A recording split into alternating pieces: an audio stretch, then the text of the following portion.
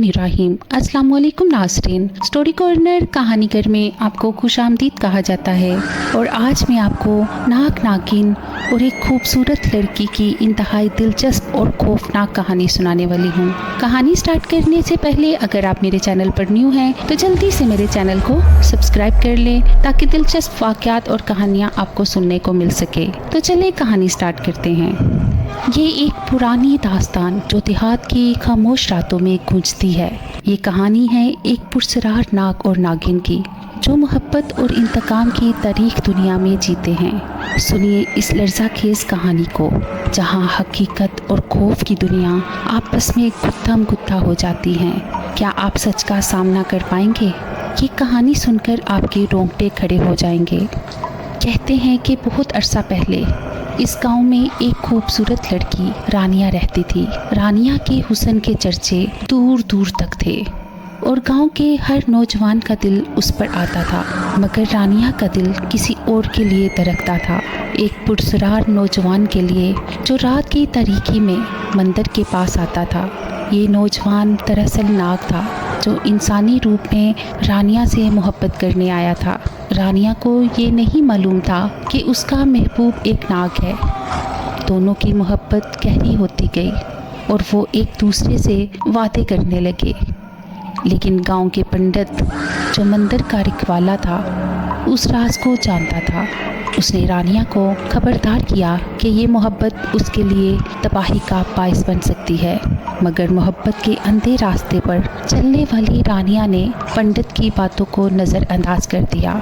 एक दिन जब रानिया और नाग की मुलाकात हो रही थी, पंडित ने मंत्र पढ़कर रानिया के सामने नाग की असल शक्ल दिखा दी। रानिया ने नाग का असल रूप देखा तो वो खौफज़दा हो गई और भाग खड़ी हुई। नाग ने उसे रोकने की कोशिश की मगर रानिया उससे दूर हो गई। नाग को रानिया की बेवफाई का सदमा हुआ और इसके दिल में इंतकाम की आग भड़क उठी।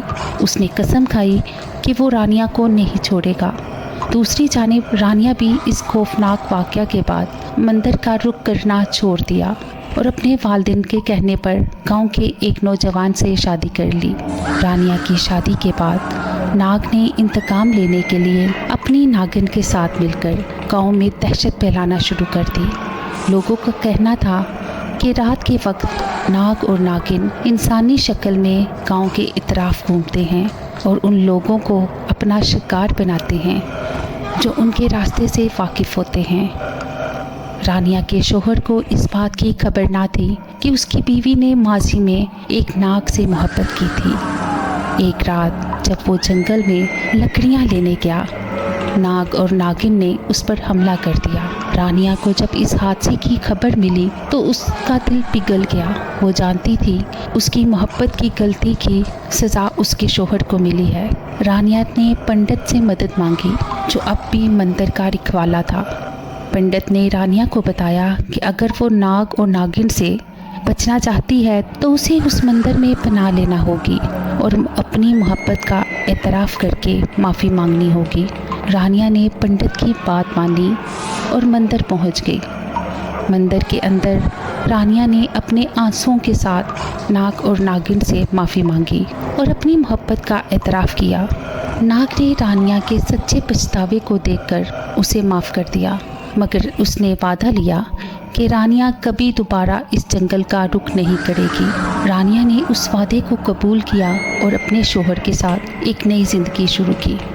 लेकिन गांव वाले आज भी कहते हैं कि जब रात की खामोशी छा जाती है तो नाग और नागिन की सरगोशियाँ हवा में गूंजती हैं, जैसे वो अपनी मोहब्बत और इंतकाम की कहानी सुनाना चाहते हों। उम्मीद करती हूँ कि आज की कहानी आपको अच्छी लगी होगी। मज़ीद अच्छी कहानियों के लिए मेरे चैनल को सब्सक्राइब करें, वीडियो को लाइक करें। अल्लाह निगहबान।